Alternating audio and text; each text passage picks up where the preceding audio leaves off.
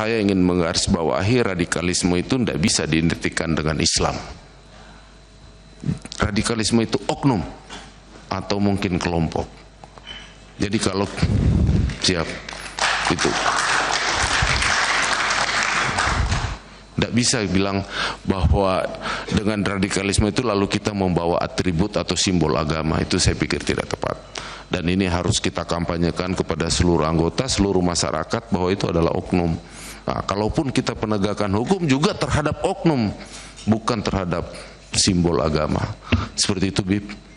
Memang ada, tetapi tidak banyak. Kalau umat Islam bilang itu radikal, saya kira itu tidak betul. Ada 1-2 kelompok kecil yang saya katakan ya bersikap seperti itu.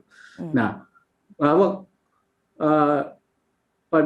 itu stigmatis tentang Islam radikal ini memang ada, tapi itu dari kelompok yang Islamofobia, yang orang yang takut sekali kepada Islam itu sehingga dia menganggap Islam sebagai, oleh karena itu mengeneralisir Islam sebagai sesuatu yang radikal. Ini juga satu kesalahan, menstigma itu, bahwa itu ada, iya, tapi bukan dalam pengertian yang jihad itu adalah untuk menghadapi musuh, bukan jihad itu adalah untuk mengganggu kedamaian. Keliru sekali. Cuma sekaligus kita harus hati-hati. Ada orang menyamakan jihad, ajaran jihad adalah ajaran radikal. Keliru juga.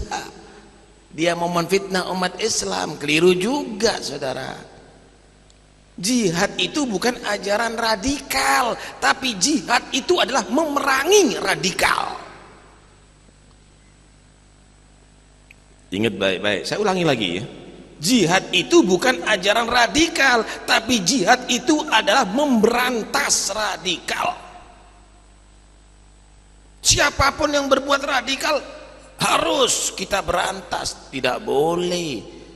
Nabi itu rahmatan lil alamin, bukan menjadi radikal, tidak. Diperintahkan Allah jihad, kenapa? Menghadapi orang-orang musyrik yang radikal saat itu, yang merampas, yang membunuh, yang menteror, dihadapi oleh Nabi Muhammad dan mengajak sahabat-sahabatnya perangi mereka. Dan jangan Anda mengingkari, Indonesia ini merdeka sebelum adanya polisi dan TNI, saudara. Perjuangan itu sudah ada. Apa yang dilontarkan?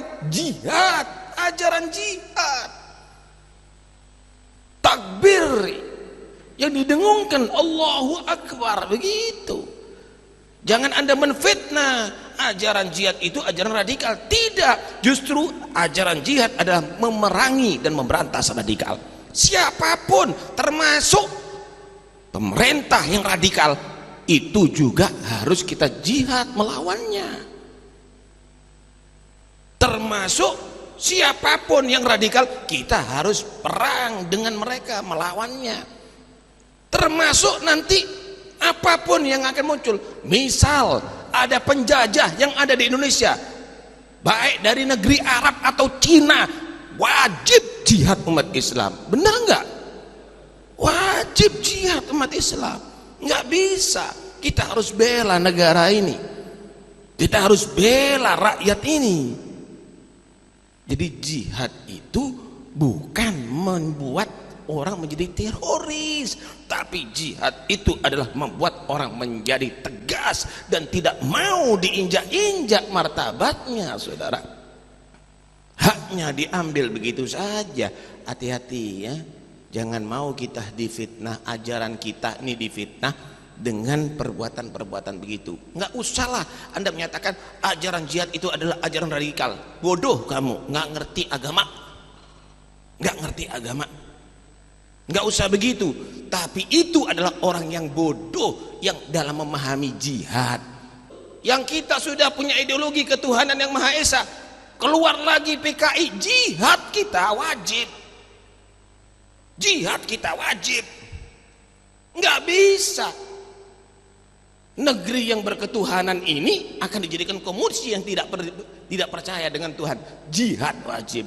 Karena itu isu teroris alhamdulillah udah ada yang menangani, yaitu Densus 88. Alhamdulillah. Wah, hebat, bisa tahu sarang-sarangnya, hebat. Tapi jangan lupa, ada juga yang lebih berbahaya daripada teroris, yaitu komunis di Indonesia. Hati-hati, jangan kita terlena dengan isu teroris. Komunis juga. Kenapa? Indonesia ini pernah dikhianati dengan komunis. Mau dikup negara ini, Pak, dulu mau dikup. Banyak yang dibunuh, bahkan jenderal-jenderal dibunuh, bahkan itu komunis sudah masuk dalam istana. Jangan diingkari, buka sejarah. Karena itu perlu ada Densus 99 untuk mewaspadai kebangkitan komunis ada di Indonesia. Bener nggak? Itu yang pertama. Dan juga harus ada Densus lagi 77. Untuk apa? Untuk mewaspadai kok banyak orang asing ada di Indonesia nih. Sehingga ditemukan baru-baru ini KTP liar yang jumlahnya begitu banyak. Teliti siapa yang punya KTP liar di Indonesia. Sehingga negeri kita aman. Bener nggak? Kita nggak mau lagi negeri kita dikuasai sama Jepang. Kita nggak mau negeri kita dikuasai sama Belanda. Kita nggak mau negeri kita dikuasai oleh Arab. Kita nggak mau negeri kita dikuasai oleh Cina. Kita nggak mau. Negeri ini adalah milik bangsa Indonesia. Benar? Orang tersebut tidak mengerti di dalam syariat tentang masalah cadar dan celana cingkrang. Belum mengerti tentang hukumnya secara fikih barangkali. Atau dia mengerti akan tapi dia salah di dalam menilai sebuah kelompok. Jadi dia mengerti bahasanya hukum itu ada di dalam Islam, cuman karena ada kelompok yang mungkin menurutnya adalah melakukan tindakan-tindakan yang bertentangan dengan keindahan, perilaku-perilaku yang radikal misalnya, dari kelompok dengan baju tersebut, sehingga dia memukul rata. Sehingga semua yang pakai baju itu akan dituduh seperti itu. Ini juga kesalahan. Mungkin seperti itu. Kalau yang pertama dia belum tahu hukumnya, maka belajar. Dan di majelis ini sering ada orang bertanya bagaimana hukumnya pakai cadar, sudah disebutkan para ulama. Kita bukan baku tidak menjelaskan hukum cadar. Cadar adalah syar'i. Hanya dalam ulama berbeda pendapat. Jumhur ulama mengatakan cadar adalah wajib. Kalau sudah kata wajib ini syar'i, bukan urusan tradisi, enggak. Tapi pendapat yang kedua adalah enggak wajib. Sebagian ulama, kebanyakan ulama mengatakan sekujur tubuh di depan kompriah harus ditutup. Termasuk wajah dan telapak tangan. Tapi pendapat yang kedua adalah sekujur tubuh kecuali wajah dan telapak tangan. Karena ini adalah pendapat ulama, kita leluasa. Mana saja dipakai, masuk wilayah pendapat ulama. Bukan berarti yang pakai cadar melanggar atau yang tidak pakai cadar melanggar. Ini perbedaan ulama. Maka ini disebut tidak wajib kita menggunakan pakai cadar. Biarpun sudah banyak pakai cadar ini. Tapi tidak kita wajibkan karena ada pilihan di sini. Lah kalau orang punya wawasan ini adalah pilihan, ada dua pendapat yang nggak perlu dong dipaksa tidak pakai cadar atau pakai cadar. Wong ulama adalah berbeda dan ini adalah keluasan bagi kita untuk memilih. Maka sangat tidak bijak kalau saya misalnya di dalam sebuah urusan kenegaraan misalnya menjadikan satu model yang tujuannya adalah alasannya menghindari misalnya, menghindari kekerasan dan sebagainya. Sementara belum tentu orang yang bercadar adalah kelompok radikal. Ini kan cadar semuanya. Ini cadar. Jadi ini yang pertama seperti itu, fahami makna ilmu. Kemudian selagi ulama berbeda pendapat dalam hal ini, tentunya kita jangan sampai menjadikan perbedaan pendapat ini seolah-olah tidak ada lagi perbedaan. Sehingga menjadi saling caci. Sehingga seolah-olah orang bercadar, kami tidak mewajibkan santri pakai cadar. Akan tapi yang mau pakai cadar silahkan. Kecuali menjadi undang-undang dalam sebuah kelompok madrasah, semua pakai cadar kewajiban, itu adalah memilih pendapat yang mewajibkan cadar, sah-sah saja. Tapi yang tidak dibenarkan adalah menilai sesuatu yang syar'i menjadi sesuatu yang tidak syar'i. Ini salah. Misalnya ada satu kelompok yang dengan menggunakan cadar misalnya, kemudian melakukan satu tindakan yang merugikan atau yang disebut dengan istilah radikal, itu ya kelompok tersebut saja, bukan semua orang pakai cadar. Orang bijak harus mengerti itu. Di sebuah pakai baju tentara merampok di sebuah supermarket. Ya tidak langsung tentaranya kita hantam semuanya. Ya, kita nggak bijak dong seperti itu. Ya kita lacak dari mana baju ini siapa orangnya. Kalau memang oknum tentara, itu oknum bukan tentara, begitu. Kalau bisa jadi itu adalah palsu, maka radikal tidak ada dalam Islam. Bukan urusan baju, bukan urusan ini, bukan urusan cadar, bukan pakai cadar. Oh yang ngebom juga ada kok, bahkan yang ngebom bukan di luar Islam juga ada radikal kok. Yang membunuh tidak orang pakai cadar, nggak pakai baju juga ada, pakai baju seronok juga ada kok. Maksud kami bijak deh menanggapi. Kali sudah dirahmati Allah, mudah-mudahan teman-teman sekalian senantiasa diberikan kesehatan oleh Allah, diberikan kebaikan demi kebaikan oleh Allah, dan senantiasa kita mengikhlaskan amal-amal kita untuk kita tujukan hanya kepada Allah Subhanahu wa Ta'ala semata. Salam dan salam semoga tercurah dan terlimpahkan kepada baginda Nabi besar Muhammad sallallahu alaihi wasallam, dan mudah-mudahan kita semuanya tidak hanya mengakui sebagai umatnya beliau, tapi kita semuanya juga diakui sebagai umatnya beliau ketika di yaumil qiyamah. Teman-teman sekalian, menyikapi pemberitaan baru-baru ini, kita mendengar bahwa telah terjadi suatu serangan teror yang terjadi di Las Vegas yang menewaskan lebih daripada 58 orang sampai kita berbicara pada saat ini, dan melukai lebih daripada 500 orang. Dan kita juga mendengar bahwa ini adalah sebuah aksi teror yang paling parah dalam sejarah Amerika di era modern. Nah, karena itulah ada sesuatu yang perlu kita sampaikan di sini, bahwa kita turut berduka dan kita jelas-jelas menyampaikan bahwa hal ini adalah sesuatu yang bertentangan dengan kemanusiaan manapun. Namun tentu saja setiap peristiwa itu menyisakan pada kita, orang-orang yang mau belajar, untuk mengambil sebuah pelajaran. Apa yang bisa kita ambil daripada peristiwa ini? Pertanyaannya adalah senantiasa, andaikan pelakunya adalah Muslim. Jadi kalau seandainya pelakunya adalah Muslim, mungkin dunia lebih sibuk daripada sekarang. Mungkin pemimpin-pemimpin dunia kemudian rame-rame mengucapkan bela sungkawa, mengucapkan kemudian dukungan, mengutuk dan sebagainya.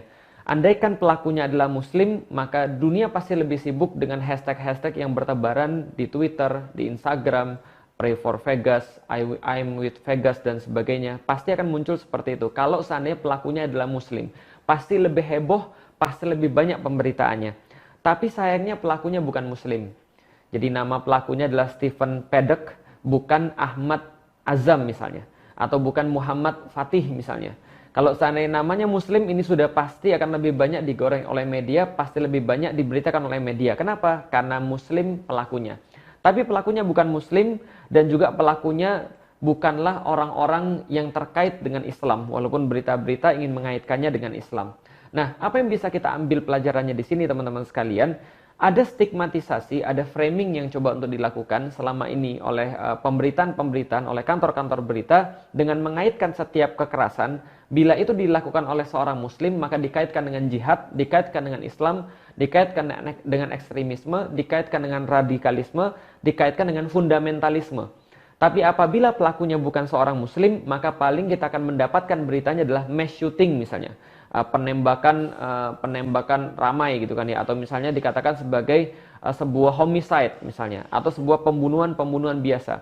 Tapi tidak dikatakan sebagai judulnya terorisme, tidak dikatakan judulnya sebagai jihad misalnya.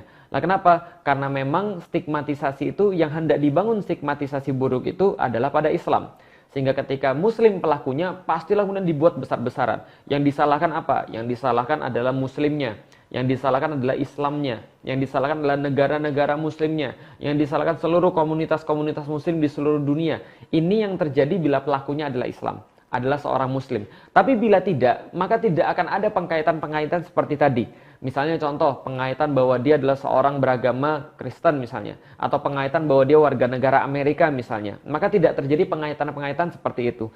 Dan satu lagi yang menarik adalah, ada satu angle yang harus teman-teman ketahui, bahwa kadang-kadang kita membenci sesuatu itu berdasarkan anggapan dan berdasarkan perasaan, bukan berdasarkan fakta. Nah, ketika banyak sekali kasus-kasus penembakan massa di Amerika ini, penembakan massal di Amerika, penembakan terhadap orang-orang, homicide, kekerasan bersenjata dan sebagainya, sangat banyak sekali kasus-kasus seperti ini. Maka tahun 2015 ada sesuatu yang menarik, pernyataan daripada Barack Obama yang pada saat itu menjadi presiden. Dia mengatakan kalau Anda memerhatikan, maka kasus korban karena penembakan bersenjata atau karena kekerasan bersenjata itu jauh lebih tinggi daripada terorisme yang kita khawatirkan. Artinya, bila seluruh rakyat Amerika, bila seluruh dunia kemudian membenci terorisme dan senantiasa menstigmatisasi itu pada Islam, dan mereka membenci itu karena mereka membenci kekerasan, mereka membenci sesuatu yang dialamatkan terhadap kemanusiaan, maka seharusnya mereka lebih membenci kejadian-kejadian seperti ini berkali-kali lipat.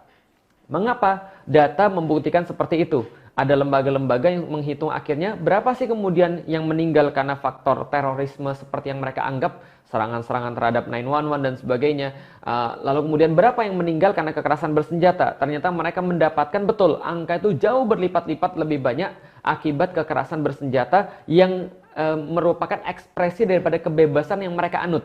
Dan kita tahu Las Vegas, Nevada itu terletak di daerah barat daripada Amerika yang memang sangat bebas sekali dalam kepemilikan bersenjata, pemilikan senjata. Nah, ini menjadi suatu yang perlu kita pelajari.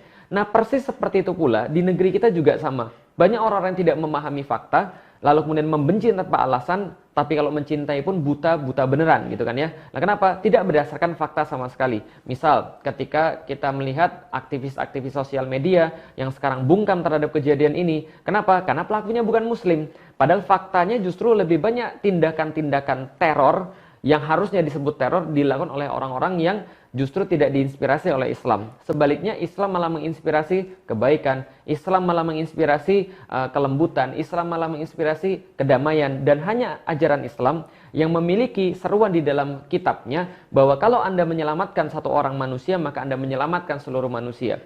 Ketika Anda membunuh satu orang manusia, maka Anda sudah menghancurkan seluruh manusia. Ini hanya Al-Quran yang ada kitab seperti itu. Sekali lagi, semuanya basicnya adalah anggapan. Dasarnya adalah anggapan, bukan fakta. Persis juga ketika ada pejabat, petinggi negara, kemudian mengatakan bahwa yang menjadi problem daripada negeri ini bukan komunisme, tapi yang menjadi masalah adalah radikalisme. Yang menjadi masalah adalah ekstremisme.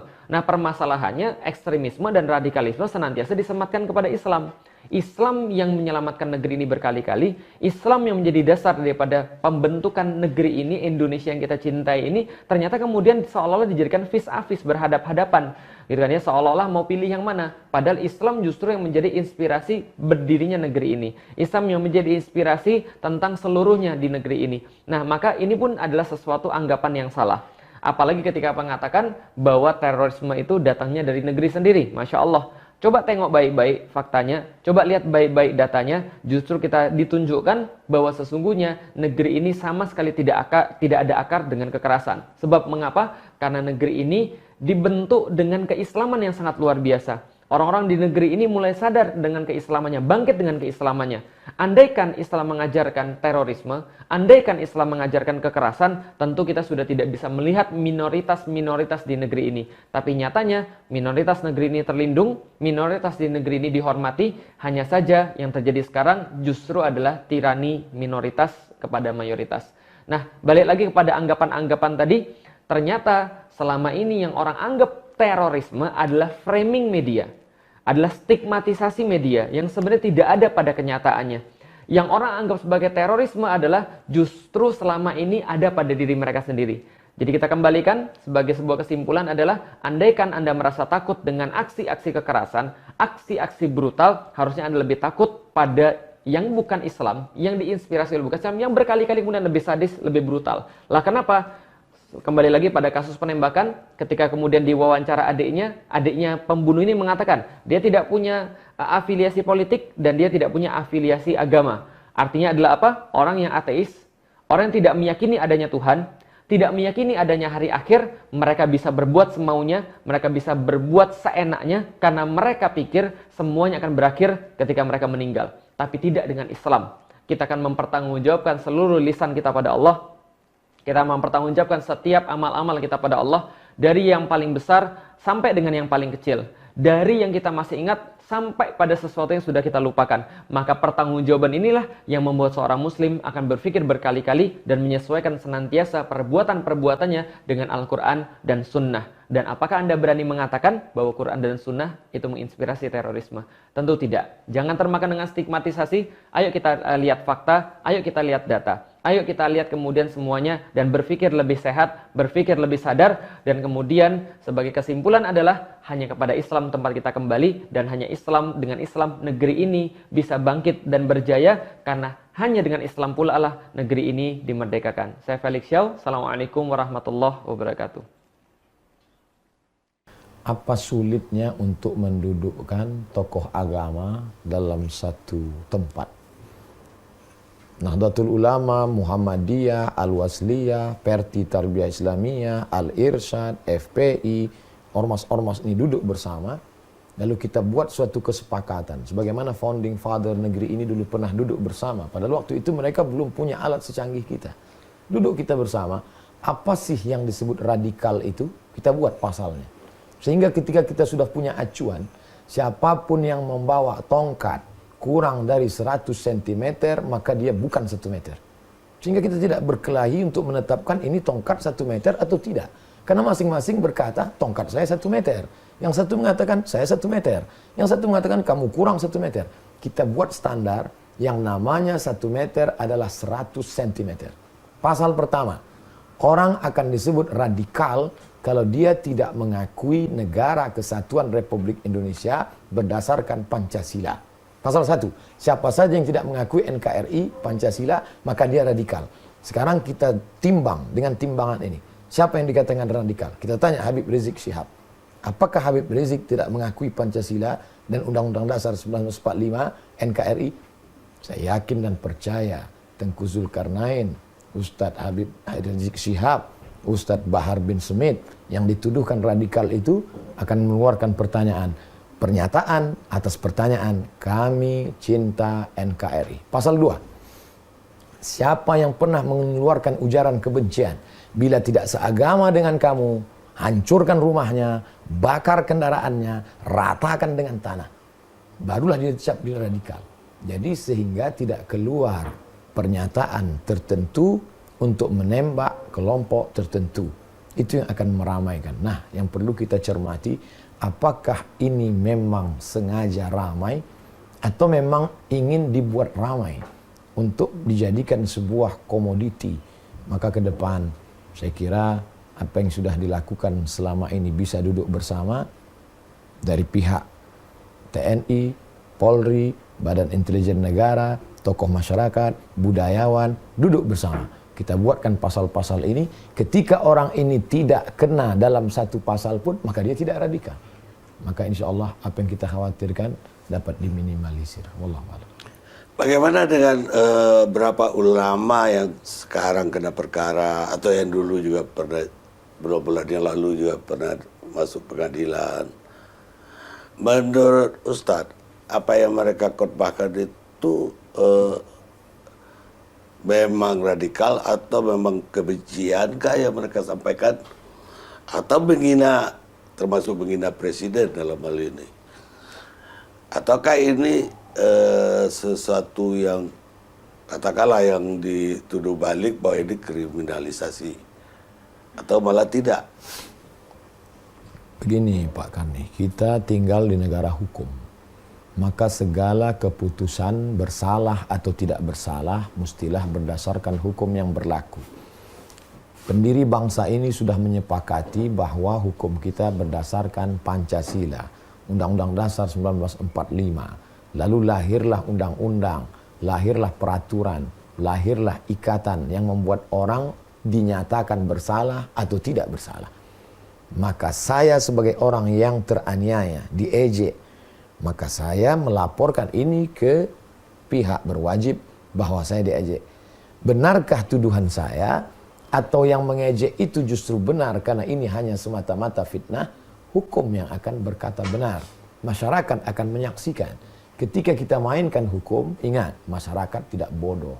Informasi jelas, terbentang di matanya. Jangan air yang besar ini ditahan karena dia akan menjadi yang luar biasa. Keadilan, ketidakadilan, kemarahan akan muncul ketika ada intervensi. Biarkan saja berlalu. Abdul Somad, dengarkan ceramahnya.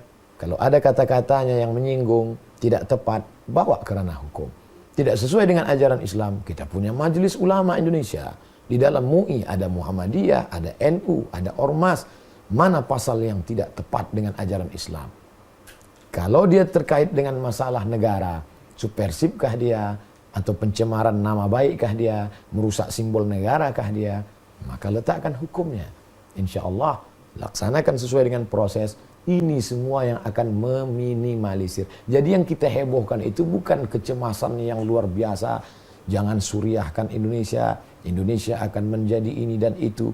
Kita perbaiki yang sedang terjadi. Ambil contoh kasus persekusi di Bali yang menimpa diri saya.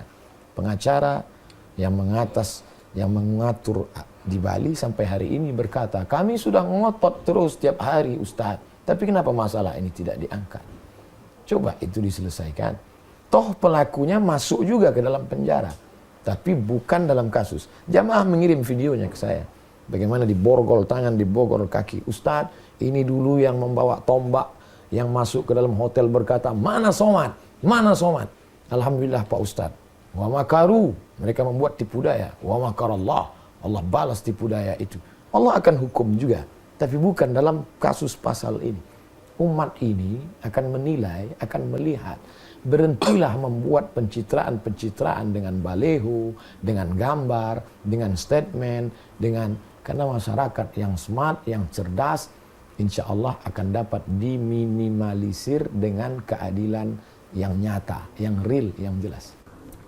Jadi boleh dong saya namakan Ustadz Abdul Somad itu lahir untuk dakwah, untuk dai, untuk menyebarkan agama. Amin ya rabbal alamin. Wassalamualaikum warahmatullahi wabarakatuh, Ustaz.